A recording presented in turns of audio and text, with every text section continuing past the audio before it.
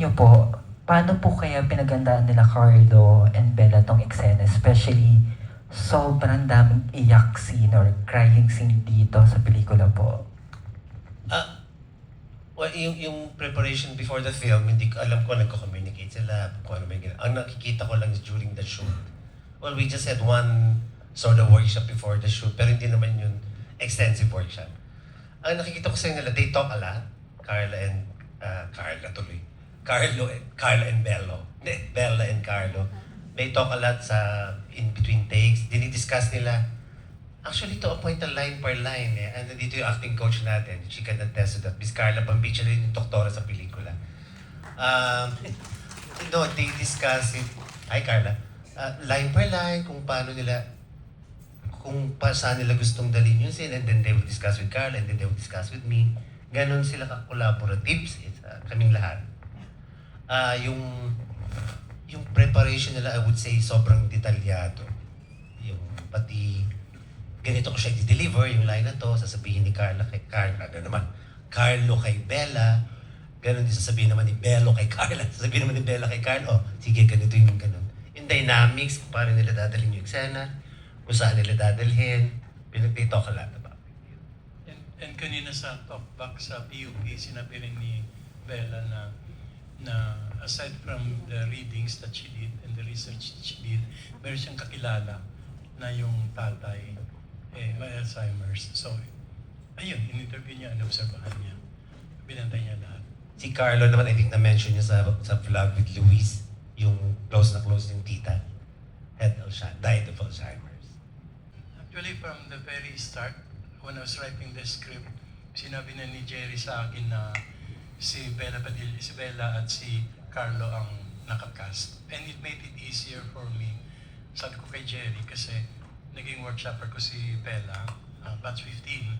And meron kaming exercise sa activity sa workshop na tawag namin Inner World, where nagkukwento ng mga bubog yung mga participants. At nagkwento ng sarili niyang bubog si Bella doon. Confidential, so hindi pa rin kwento, but just the same. Sabi ko nang sinusulat ko yung script, alam ko kung saan susundutin ito si Bella para mas maramdaman niya yung update ng mga nangyayari. Somehow, maski paano, parang kilala ko siya dahil dun sa activity namin sa workshop. Sorry, clarify ko lang. Si Bella and Carlo, hindi ko sila choices. Given sila by management. Yung support po ang pinagbigyan akong magpumili. At syempre wala naman akong angal sa Carlo and Bella. My God. Sino ba naman ko pa kahuhusay ng mga artista, grabe. Sila talagang gusto ng Viva kasi Yes. nag-inintay si Cherry ng matagal. Inintay niya na maging available si Carlo. Oh, nice. Inintay rin namin si Bella sa simula. And then si Carlo naman. Matagal po, as in over a year. At napakasakit ng pelikula, ramdam na ramdam yung passion ng pagkakagawa. So my question is, ano po yung biggest challenge na experience nyo while writing, Sir Ricky, and yung kayo din direct yung sa paggawa nung something na, ang bigat kasi nung Alzheimer's diba, yung pinagdadaanan ng patient and lalo na yung family, yung mga loved ones taking care of Alzheimer's patients. Ako in terms of the actual shoot, in terms of yung galing ng mga katrabaho, galing ng mga artista, wala pa ako naging problema doon. Yung ibang factors yung problema ng bagyo timing, ginagawa namin to bagyo. May ulan every shoot namin. Kung nakita naman yung ulap, ang dilim-dilim. As in, tumitigil kami pag napakalakas ng ulan. In terms of schedule, wala po. 100% binigay ni Carlo and Bella yung schedule nila. Ako yun lang talagang naging difficulty namin yung the weather. Kasi before we started, I think prepared na lahat. Kasi nga, sa staff at saka sa side ko, sobrang namin tagal to inintay. So talagang, kumbaga nag-brew na ng kape sa loob ng mga pagkataon namin. So ready kami nung we started. Sa artista, walang problema. So yun lang po, external forces ang naging problema namin. But by the way, Hindi siya favorable for you kasi umuulan. So, actually, dapat nga natutuwa kami. Kailan, bumbero pa rin po yung mga ulan na yan. Yes. Hindi pa rin yung totoo ulan. Hindi kami makagalaw. In fact, may time na nagkasakit. Kwento ko na si Bella at si Carlo dahil sa ulan. Sa ulan namin at ulan ng ulam. Nag-combine na yung bumbero at totoong ulan. Nilagnat po sila. banggitin ko lang nandito yung napakahusay po naming cameraman din ng pelikula. JB and Glenn. Thank you. Thank you po. Kay Sir Ricky, yung pagsusulat niyo po ng script, was there any challenge? Especially, Sorry, pero hindi ako nahirapan. Sorry, Ah, parang yeah. hindi ako nahirapan. In fact, I submitted the first draft. Apo, napasok yung first draft, wala akong comment kahit isa. Tinawagan ko siya agad. And they hardly touched it. Nagdagdag lang eventually there na a scene or two para pampakilig. I think hindi ako nahirapan kasi nandun lahat ng karamihan ng elements na magaang yung puso ko na sulatin. Drawn ako sa mga characters na mayroong pag-ibig na unconditional, na hindi natatalo ng sakit at ng panahon at ng kung anong problema. And halos lahat ng nobela ko may ganong character. From Para kay Pito, Kalahating Bagari, etc. And some of my films. Pero nobela kasi yung sarili kong trabaho eh. So karamihan may ganun eh. At maraming mga works ko rin, including Kalahating Bagari, Lima Ulan, na kakabit ng pag-ibig. So, ang daming elements na close sa puso ko, and ang pinanindigan ko lang habang nagsusulat ako to keep in my head was, mabigat ito, masakit ito, ang tragic nang nangyari sa kanila. Pero I want it to be a celebration of love. I want it to show na kaya ng pag-ibig, na lampasan lahat hanggang end. And so every time na nakikip ko that yun in my mind, dumadali yung pagsusulat ko maski ang bigat-bigat at nakakaiyak ng sinusulat ko. Yung tumatak sa akin is that, although it's a story of love between Bella and Carlo's character, parang may sensibility na totoo ang Alzheimer's. Kasi napapansin ko yung mga detalye like yung mga misplaced na gamit, yung nawala si Bella sa mall, yung mga maliliit na bagay na yun, and then yung expression ni Bella and Carlo pag nangyayari yung mga episodes na yun. So, nagtaka ako, yung intentional ba siya na talagang ipakita natin na yes, it's a love story, but Alzheimer's there. Ito talaga, totoo siya. And then, isa pang nagtaka din ako Sir Ricky, talagang intentional ba na ganun yung ending ng relationship ni Carlo and ng nanay niya? Kasi parang, ang interesting na, I was waiting na magkakaroon sila ng, I don't know, like, a confrontation or a consummation na, or closure man lang, or whatnot. Parang naging abrupt eh. Parang, ay, okay, patay, okay. And then, yun na. Parang, I wish nakita ko kung anong magkaroon ng resolution of sorts. So, nagtaka lang ako yung sa direction na yun. So, yun. To be honest, after meron. Ayun. At yan, to be honest, after I submitted the first draft, yan ang isa sa kukunting tinanong sa akin ni Jerry na, Ricky, ayaw mo bang pagkasunduin sila? Sabi ko, hindi, ayaw ko. Kasi, Ayaw ni Sir Ricky. ayaw ko. Kasi sabi ko, I think mas totoo. Kasi, very romantic na yung pelikula eh. So gusto ko mayroong konting pait. And it was my idea eh. Sabi ko, namatay yung nanay at hindi niya tinapos yung sulat na humingi ng tawad. Hindi siya humingi ng tawad at sinabi niya, hindi rin kita anak. Kasi lahat nagkasundo at lahat nagmahalan eh. Parang I wanted na something more real, maski mapait siya. So that was my decision. Wala. I was hoping na parang magkakaroon sa Ayaw ni Sir Ricky. Huwag na lang.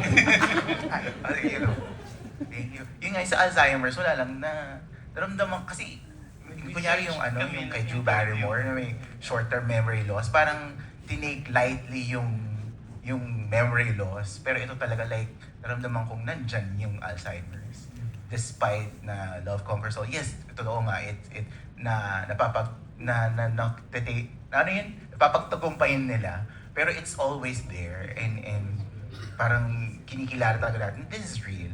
So yun, siguro I don't know if it was a conscious effort or what, pero talagang na-realize, ay, totoo nga yung Alzheimer's. Ito yung impact niya. I have some friends na varying degrees mula doon sa disorientation pa lang, na umulit-ulit.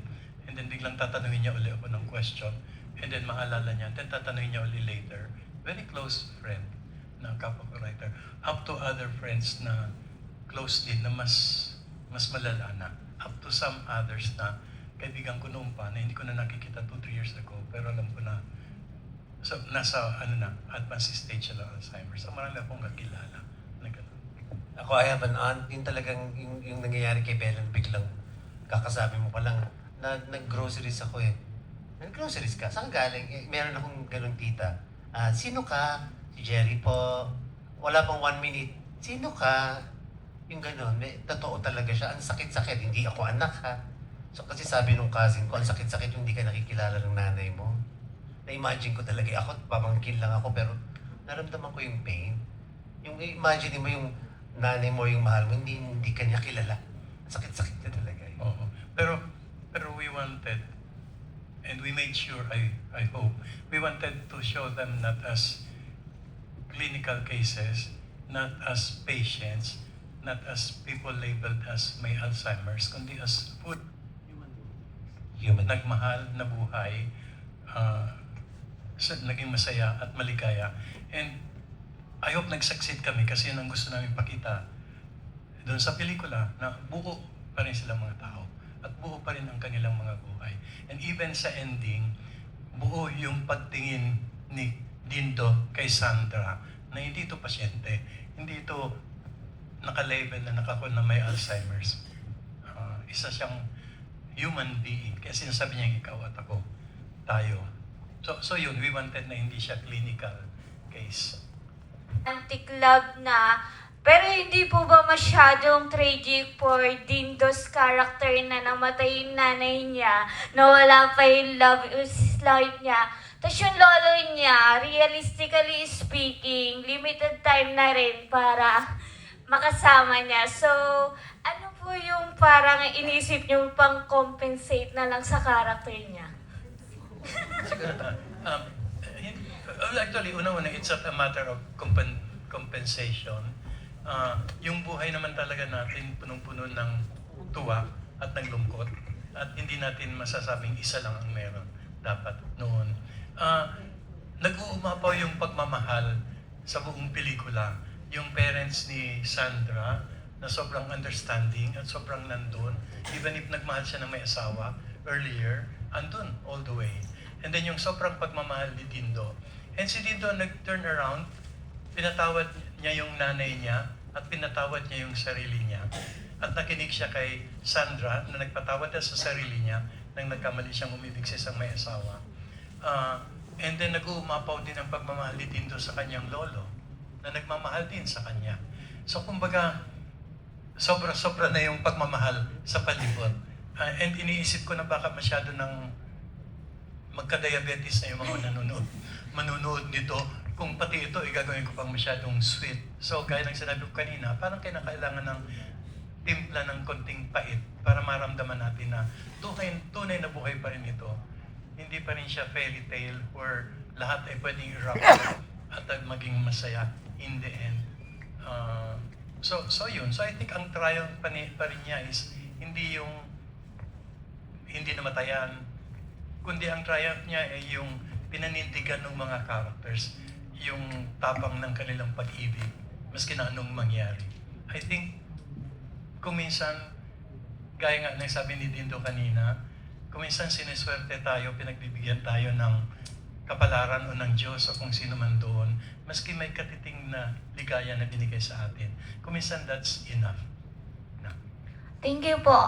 Last question lang po. After po directing this film, nagbago po ba yung perspective nyo sa love or ganun po talaga yung perspective nyo sa pagmamahal kahit kanino pong loved ones nyo? Yung talaga pong sobrang unconditional nyo lang magmahal? Opo. Ganun ako noon pa. In fact, na-reinforce. Lalong nagtiba yung... Wala po akong love life eh. Napakatagal na. So, lalong nagtiba yung paniniwala ko na pag nagmahal ka talaga, unconditional dapat. Hindi naniniwala yung mic sa akin. Siya naniniwala. Ayaw din niya. Sige po. Thank you so much. Therapist. I agree with Sir Ricky Lee when he was saying na ito yung realistic eh. Ito yung life. So, kumbaga hindi ito yung parang fairy tale na pagdating ng dulo, maganda yung kalalabasan. So I'm so happy with this because naipakita po yung reality ng buhay. Aside po dun sa patient natin, ang umano sa puso ko ay yung sa family members at dun sa loved ones. Sabihin na natin pong mga carers or yung caregivers. Kasi marami po kami hinahandle ng mga may dementia, yung patient mismo. Pero minsan hindi namin napapansin yung mga caregivers, kung ano yung buhay nila, yung sakit nila. Yung kay Dindo na nakita natin na di ba namatay yung magulang niya, meron siyang problema dun sa lolo na kailangan niyang alagaan. Ang daming areas ng buhay niya na kailangan niyang panghawakan. Plus, yung kanyang pag-take care dun sa kanyang kay Bella nga. So, ang ganda po nung dating sa akin nitong movie dahil mas nakikita ko yung iba't ibang perspective ng pasyente, perspective ng nag-aalaga at nagmamahal dun sa pasyente. So thank you very much. I really find this film very beautiful. Thank you. Yung kaso ni Dindo kasi, ganun siya lawak at kalalim magmahal ng walang hanggan. Kasi hindi siya inalagaan. Nung bata pa siya, iniwan. Kung ano nung nangyari sa kanya, mga lovers ng nanay niya, walang nag-alaga sa kanya. Although nandun yung lolo at sinakluhan siya, medyo matanda, ilang taon na siya, 11 na by that time. So walang nag-alaga sa kanya. I think in a way, it's his way of compensating dun sa napakalaking wala sa kanya. Ibinabalik niya ngayon sa mundo, sa taong mahal niya, kay Sandra. Pero because of his past, ang tagal niya, first love po niya si Sandra. First time niya magka-girlfriend. So ang tagal niya bago pumayag na magmahal. Pinayagan yung sarili na magmahal. Sinaran niya na muna yung Sinaran niya lang ba? sabi ng lolo niya. This is a remake of a hit TV series from Japan and at the same time, yung hit movie na Korean. So, ano po yung mga binago nyo na element sa pelikulang to na hindi mo makikita sa Korean or Japanese version? Sorry, go ahead. Ako muna. This is an adaptation, pero yung ginawa namin dito, wala doon sa original yung pinapaalala. The entire film is a flashback. Pinapaalala ni Dindo kay Sandra lahat. So inulit niya lahat in the entire film. Walang ganun na voiceover doon sa original. Binago namin, ginawa namin flashback lahat. And then, dahil Pilipino, mas fleshed out yung characters ng mga parents. Yung parents ni Sandra, yung mother ni Dindo, na sa original katiting lang halos hindi sila. Halos functional characters lang sila. Marami kami mga dinagdag na may eksena para i-bridge yung scenes. And then, para i-push yung emotions. Actually, marami kaming binago hanggang doon sa huli. Pati mga elements ng perfume, ang dami naming binago na. And we were allowed naman na baguhin. So long as nandun pa rin yung core ng kwento. Ako, hindi, nabagitan ni Ricky yung mga details. Pero sa akin yung pinakabinago, yung Pinoy na Pinoy siya. Kasi kung napanood yung Pure Soul, Japanese siya. Yung Moment to Remember, Korean, in terms of sensibility, in terms of Pinoy, you know what I mean, you get my point. Pinoy na Pinoy po itong special memory. Thank you, Ricky. So, last na lang po. So, happy question lang po. Ano po yung special memory na ayaw nyo pong mawala sa isipan nyo? At bakit? Ako medyo malungkot okay lang ba? Yung father ko kasi na-stroke siya at 5 a.m. For some reason, sa Bulacan kami, nasabihan ako si 7 na or past 7. Nakauwi ako 9 a.m. So comatose siya from 5 to 9. Isang tawag ko lang, sabi ko, Tay, he opened his eyes, in-embrace ako, bumalik sa coma. So hindi ko siya makalimutan. Yung sister ko, doctor, tinanong ko siya, ano, ate, baka hindi siya comatose? Hindi, Jerry. Ganun ka lang niya talaga kamahal. Yun, hindi naalala ko yung sakit. Eh, siguro Pinoy na Pinoy nga kami kasi ako rin yung hindi ko makalimutan yung parents ko. Namatay yung mother ko nung 5 years old ako. And then when I was 8 or 9, namatay yung father ko. So I hardly knew them. Pero sinasabi lagi ng mga tao na halos lahat ng characters ko ng mga nanay fully fleshed out at matatapang at buong-buo at hindi ako nahihirapang isulat. All the way sa halos lahat ng pelikula ko from Elsa, from Hilmala to my novels at ang mga tatay. I think gusto ko siyang wag mawala. Nire-create ko siya paulit-ulit sa mga karakter ng mga nanay at tatay na sinusulat ko. Kaya, in a way, nag-i-stay siya. And I suppose that's one of the reasons why sinabi ko doon na hindi nawawala sa puso, maski mawala sa isipan. Okay po, thank you po. And Dito, Joel Torre, aside pa kay Carlo at sa kila Bella, may kinalaman po ba kayo kung sino yung mga kuning mga artista for this film? Yes, ako po ba? Yes po. In fairness po sa Viva Films, unang-una nila tinatanong yung director. Sino yung nakikita mo dito, direct, ganyan. And I would say lahat po sila choices ko. Na Nice. pinagbigyan ng Viva. Good choice po. Thank you. Since adaptation to, kumuha pa po ba kayo ng consultant kung paano ipoportray, kung paano ilalahad ang isang taong nagkaroon ng dementia. Although, nakita naman po yung nag-evolve yung mga symptoms ng dementia.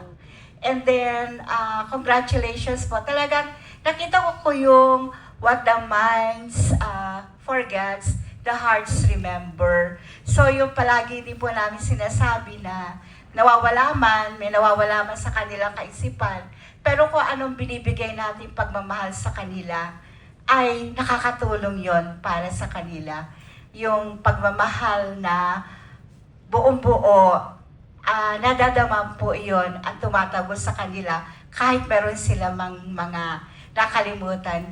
And thank you, Sir Ricky, na sinabi mo na they should always be interacted with human capacity. Meron man silang dementia, pero tao pa din po sila, nakakaramdam, and they should always be interacted as human being. At hindi sila ibang tao, sila tunay na tao na mayroon pa din nararamdaman.